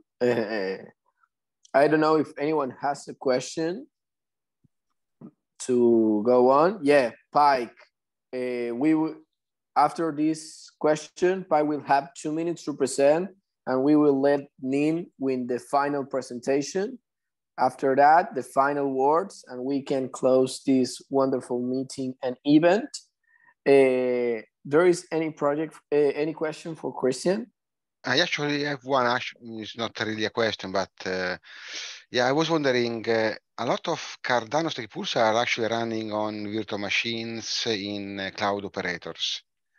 The hardware running those is already up and running, is already consuming power. How can you deduct the consumption of Cardano, considering all of these factors? Should not be easy. So that's where the method development comes in. Actually, to a lot of these greenhouse gas standards, there are hundreds of pages of how you're doing this, and it still has to be fully developed and described for Cardano or for blockchains. Currently, you basically calculate carbon emissions by using a carbon factor, usually based on whatever supplier you're using. An energy provider will give you a carbon factor per kilowatt hour, for example. Or you're using country emissions factors, and the better the data, the more precise your carbon footprint. What we can tell you now is you'll never have 100% correct carbon footprint. What we are trying to do is build a transparent platform which tells you what is the methodology applied, and then over the years this methodology will become better and better, and you will have more detailed data available, and the more detailed the data, the easier it becomes to reduce those emissions, because it's down to the breakdown to identify the things that you can do. And obviously what we want to do is that as many stake pool operators as possible run on renewable energy. Our stake pool, for example, we run on virtual private servers, and we are using a company that runs on 100% renewable energy. Now, this is not available to everyone on virtual private servers. A lot of people are running, on solar panels and so forth. So there are many different ways of how you can run a stake pool, and we're trying to consider that. We're trying to group the stake pools, and we will run surveys actually asking about how many people are running certain kind of infrastructure, and based on that we can estimate what the kind of carbon footprint is. Thank you, Christian. You're welcome. So thank you, Christian. Thank you for your presentation. We tag you into your presentation. If anyone here has their Twitter accounts or something, we can send you your presentation and tag you. Pike, you have 2 minutes to make the closing comments of Shin projects and what you are doing in Africa. We have a meeting last week. Please respect these 2 minutes so Nin can present the last idea and we can close this event. But Pike, open your mic. This is your time. Okay, thank you so much for giving me this 2 minutes space so that maybe I briefly explain what we are doing here in Malawi. I'm here to represent 70 plus young volunteers here in Malawi who have passionate about the nature, who have dedicated themselves to fight plastic and waste pollution in Malawi. We also have a proposal on Cardano. I understand Sin has been helping us a lot. And we've also been using his application, the Open Litter Map, to trace and fight litter waste as well as plastic pollution in Malawi. And it is very interesting that even the city assembly now is also using the data which we have used from Open Litter Map trace and fight the plastic pollution in Malawi. So on the proposal, I think we are also looking much into getting some resources, especially on the working equipments and other related materials, so that maybe our targets should be achieved as soon as possible. Because we also understand that the plastics fuel a lot of crisis as far as plastic pollution is concerned. So we are just calling out the Cardano community to support us in this project. Yeah, maybe briefly, I'm counting down to 2 minutes. Maybe whenever I have a future space, maybe I'll highlight more on what we are doing in Malawi. So thank you so much, just to be briefly. No. Thank you, Pike. Thank you, Shin. We are looking around what you are doing. We see your post. It's very interesting. So we are excited that you found some help in this community, and with Shin Project, you are doing such a great stuff for our planet. So, Yoram, you want to give the Neem the last words? I mean, yeah, Neem, again, I would say relatively new to the community since February, as I heard today, but making so much impact already all over. I just met him today speaking for entrepreneurs, onboarding a session with Seed Stars. And I mean, he's really all over with in a positive way, I will say, a very positive way. So yeah, Neem, please, please show us your project, this one, the one that you want to share, and really great to have you here and collaborate with you.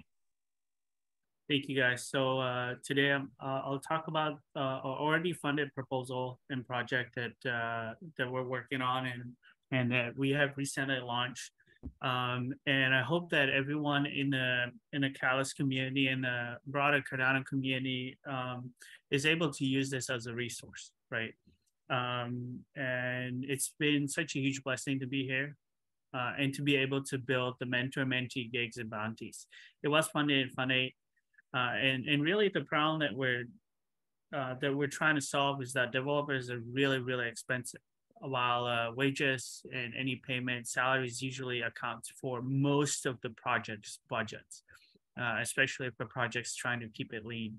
And once a project is funded, then they try to hire people or convert people to full-time, and then they compete with other companies and other projects they're hiring. Oftentimes, even in the bear market, the tech jobs are increasing about 80 to 90%. And when it comes to budget, always it's sitting against timeline and against quality. And those three, budget, timeline, quality, are the triangle of technical debt and project death. A lot of new projects at the same time. They also need access to seasoned and senior developers that don't apply to jobs. I'm in the recruiting space for almost 9 years now, and in those 9 years, I can literally count on my fingers and toes the number of devs that have applied to my jobs, right? You know, our mission is to get 1 million self-taught and underrepresented people in tech, and especially at heart is to drive more of those developers to Cardano specifically.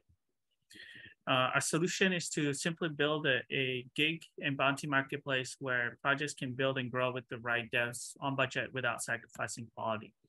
And I want to stretch on budget, right? Whatever projects have put in to find devs in a proposal on Catalyst, they would be able to use the same budget to actually get the work done, build their product, and onboard new people that they've never had access to, because we have 870 million people in our database who are very seasoned, any experience, any tech stack, anywhere, including developers on Cardano. And not only that, we're helping people build their economic identity on the self-sovereign identity frameworks such as Aries and Prism, so that people can unlock more opportunities, whether there's junior and senior or senior. The mentor-mentee framework really works. We've had a lot of success. So over the past year, we've held 72 people that came to us, didn't know much about front and back end, to actually land jobs at Google, Amazon, Microsoft, big and small companies. And for the mentees, the junior people, we actively connect them with senior developers from our database to work on real projects on this marketplace. So I invite the community to come on and create a gig and post a bounty, right? We have paid customers today, and we really want to use these bounties to drive more developers to Cardano, right? We have a 1,000 ADA minimum. We take 10% posting fee. And here's a use case, for example, right? Tangent posted their first gig 2 weeks ago.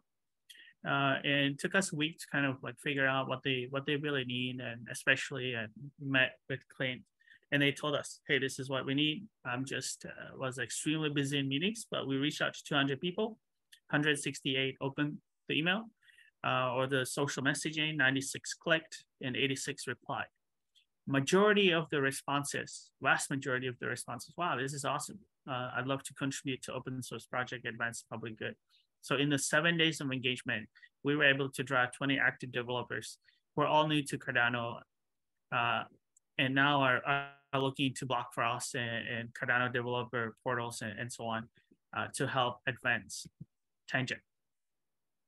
And yesterday, I got a first testimonial from Tangent that he already found one really good lady, again, underrepresented devs, who is a full stack developer from the devs we sent. Loads of Web2 experience, and she's Web3 too, which is a huge plus. She's in our Slack helping now.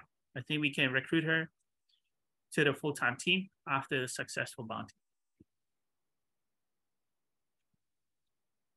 So the value that our platform provides for people who are new, or for people who are old, doesn't matter, new or old. If you want to learn new technologies, you want to learn about Cardano, right? We provide you with real work experience and something that will contribute to your on-chain reputation that you can take with you everywhere and anywhere. You own the data. It doesn't live on LinkedIn or GitHub or Stack Overflow. It's in your DID wallet. And for companies, we help drive more qualified candidates. We help you even figure out what you want even before you hire. So you can onboard people and devs even before they join your team officially. And in terms of engineering, right, you can hire the best, you hire faster within 2 weeks, pretty much, and eliminate technical backlog and get real work done. This was Funded and Fundate. Thank you. I'm super grateful for the community for the support. We've gotten votes from 1,574 people, and about 227 million voted yes. And since then, we've expanded this team and are really focused on making this platform successful so that it can serve as many projects as possible. I have an awesome team that are in charge of different parts of this product. Frank leads the Web3 team, Beatrice leads the Web2 team, and James leads the IDE team that we have inbuilt that supports both Haskell, Plutus, and Nix without the setup, so people can start building Cardano dApps or projects right off the bat without spending a week on setting up. Awesome advisors, awesome partners in and out of the ecosystem that guide us. So please, my call to action today is just post a gig to drive adoption. Or go to explore.snapperella.com, or it's the first link on our link tree. In terms of what we're doing in Fund 9, we're super blessed. I don't know how this happened. God is amazing, right? But we got a lot of our proposals got perfect scores, except for the challenge setting, and I hope that we can also get your support and get your votes for this current fund. Thank you, and I'll open it up for questions.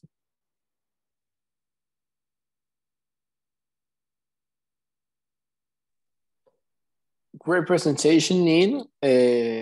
Well, I consider you as a friend. We started together in this journey when I was in innovation and you starting with the Snapbrilla and learning about Catalyst. But you caused a huge impact in Catalyst. And how do you see the future of Snapbrilla? And this is a topic that I'm really interested in Cardano. You found a cross-chain collaboration world with Snapbrilla. You want to be only in Cardano. You want to be in Catalyst, although in the next funds. What are the mission, the future of Snapbrilla? Only on Cardano and also for a lot of cross-chain across the globe. Yeah, I see. I see the most immediate things on Snapbrilla is to contribute to like different layers that are important to us, like proof of identity, proof of reputation, SSI layers, right? We have one proposal for that for Untitled Prism zero knowledge proofs that will help Untitled Prism launch on mainnet, add the zero knowledge proof layer that helps adoption from governments, from big companies, because now they can comply with all the different regulations like GDPR, like, you know, data privacy consents and so on. So it makes sense for those larger organizations now to get into Cardano, get into Prism and so on. Contribute to, you know, different strategic partnerships where different projects on Cardano like ADAO, Clarity contracts have reached out to us and they wanted to implement their quadratic voting. That's the other proposal that we got funded in Fund 8.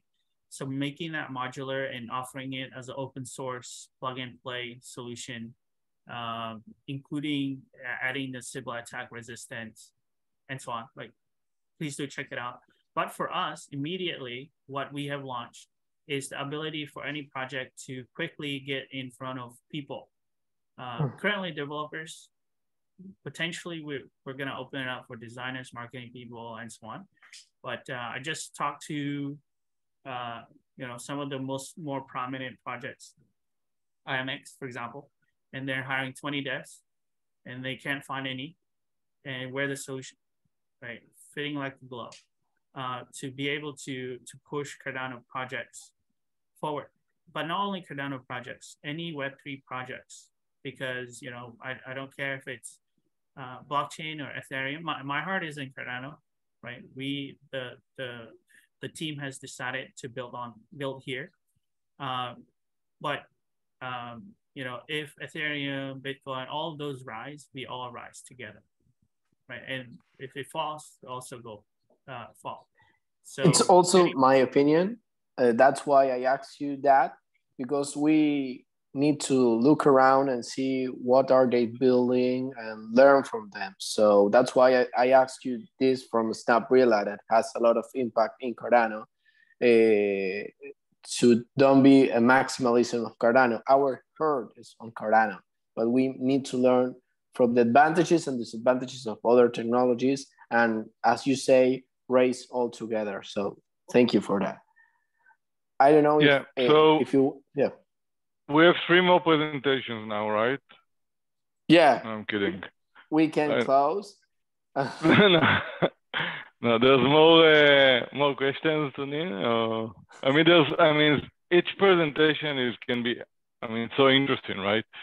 And it's amazing, but I don't know if there's, Mauro, it's for you if you want last question or we close.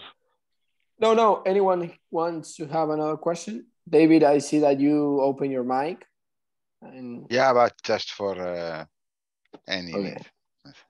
Okay, so if there are no questions, thank you everyone. Thank you to be here. This was the Environmental Town Hall in collaboration with Cardano for Climate and the European Town Hall. Thank you to be here. Next week on Saturday, we are going to have a special event here with Husky and Joshua, one of the right hand of Charles. And also we are going to be on live in the Hackathon Buenos Aires, so you can see around and look what we are doing. Also next week on Thursday, Mini Impact Fest with LATAM community. I'm also will be there. I don't know, Yoram, you will be there in the Impact Fest of LATAM? Yeah, sure. I don't know about it, but yeah, I think no, Daniel is going to be there, and yeah, if needed, we are there. Okay, next tour, September 1st, and in Saturday 3rd, the super event here in European Town Hall. Thank you everyone to be here. Thank you, Nin. Thank you, Fred. Mauro, just last word. I mean, you were great. I mean, you are great. You have such a great energy and such a great, I mean, taking it forward. And I mean, you're doing great impact and really great. Great job, sir. Yeah, we love Mauro. Thank you. No, thank you. Thank you all the team of Cardano for Climate that helped to make up this event, to spread the word. Thank you very much. Thank you to every proposer that present. And I will talk to you in the next days in the media that you put in the form, because we are going to give 200 Jimba Labs to each presenter. So it's like a token of respectful token. Yeah. So thank you. And I'm not a scammer. So if you see my message or the message of the European Town Hall, please answer. So guys, have a great day. I'm going to stop recording and goodbye. Thank you so much, Mauro. Thank you. Ciao. Thank you very much. Everybody. Thank you. Great event. Grande Maurito. Un abrazo. Bravo. Thank you. Bye.